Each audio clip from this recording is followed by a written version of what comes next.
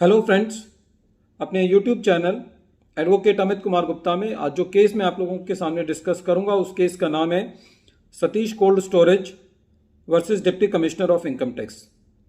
ये case 97 ITR tribunal page number 601 पे report हुआ। मैटर लखनऊ आईटीआईटी ने डिसाइड किया और इस केस का जजमेंट 25 मई 2022 को आया। दोस्तों, इस केस के अंदर एक ऐसे सर्कुलर का जिक्र किया गया है जो कि बहुत ज़्यादा प्रोफेशनल्स की नॉलेज में कह लो या एसएससीज की नॉलेज में नहीं है, और एसएससी ने इस सर्कुलर का अपने केस के लिए बहुत अच्छे से इस्तेमाल किया। ये सर्कुलर का जो नंबर है वो है 689 और ये सर्कुलर 24 अगस्त 1994 का है।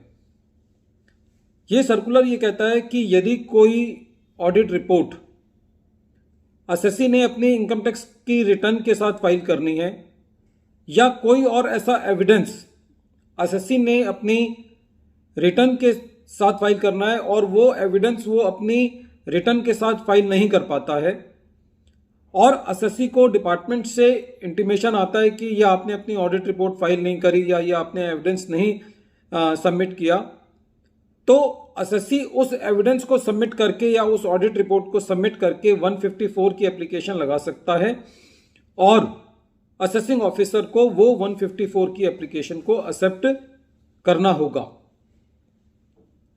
इस केस के अंदर एसएससी ने एटीआईबी की एग्जम्पशन क्लेम करी। एटीआईबी की एग्जम्पशन क्लेम करने के लिए एसएससी को ऑडिट रिपोर्ट सबमिट करनी होती है एक फॉर्म के अंदर। वो फॉर्म है 10CC-B और एसएससी ने वो ऑडिट रिपोर्ट सबमिट नहीं की।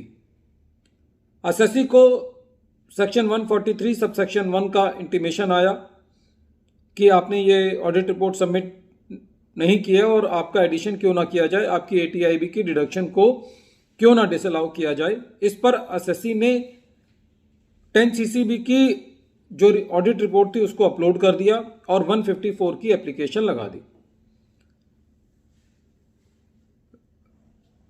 उसकी जब एसएससी ने ये 154 की एप्लीकेशन लगाई तो सीपीसी बेंगलोर ने एसएससी की ये एप्लीकेशन रिजेक्ट कर दी। एसएससी इस एप्लीकेशन के रिजेक्शन के अगेंस्ट सीआईटी अपील के पास गया और सीआईटी अपील ने कहा कि ये मिस्टेक अपरेंट फ्रॉम रिकॉर्ड है और इसीलिए 154 की एप्लीकेशन जो है वो एडमिसिबल नहीं है। सीआईटी अपील के इस ऑर्डर के अगेंस्ट एसएससी जो है वो आईटीआईटी के अंदर गया और आईटीआईटी ने एसएससी को रिलीफ दिया ये कहते हुए कि एसएससी जो है वो जो सर्कुलर का हवाला एसएससी दे रहा है, सर्कुलर का नंबर है 689 और ये सर्कुलर 24 अगस्त 1994 का है। बहुत पुराना सर्कुलर है। एसएससी इसके दायरे में आता है।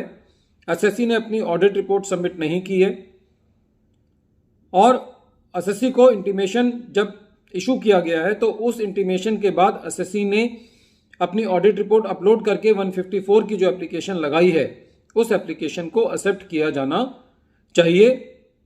इसीलिए आईटीआईटी ने सीआईटी अपील के ऑर्डर को खारिज किया और ये कहा कि एसएससी की 154 की एप्लीकेशन को एक्सेप्ट किया जाए और एसएससी की जो ऑडिट रिपोर्ट है फॉर्म 10CC-B में उसको अलाउ किया जाए और एटीआईबी की डिडक्शन दी जाए।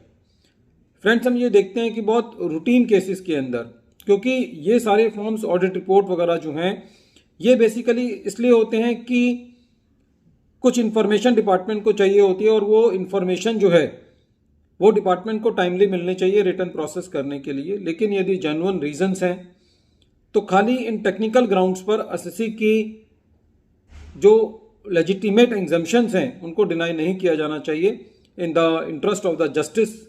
और इस टाइप के सर्कुलर्स जो हैं वो एसएससी के लिए बहुत यूजफुल हैं, लेकिन इसका मतलब ये नहीं है कि एसएससी जो है वो इन सर्कुलर्स का मिसयूज करे।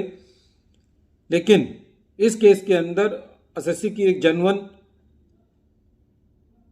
एक तरीके से गलती रह गई थी कि जब उनसे 10CC-B की रिपोर्ट छूट गई जिसकी वजह से उनके एग्जम्पशन को डिनाई किया गया। तो इस केस में आईटीआईटी का ये वेलकम जजमेंट है जो कि इस सर्कुलर की इम्पोर्टेंस को दर्शाता है।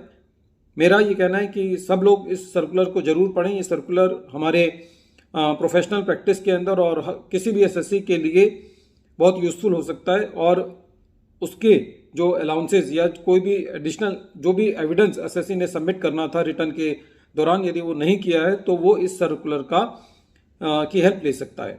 एक बार फिर मैं केस का नाम रिपीट कर रहा हूँ। केस का नाम है Satish cold storage versus deputy commissioner of income tax, और ये case 97 ITR tribunal page number 601 पे रिपोर्ट हुआ। मैटर लखनऊ ITAT ने डिसाइड किया और इस केस का जजमेंट 25 मई 2022 को आया। Thank you friends.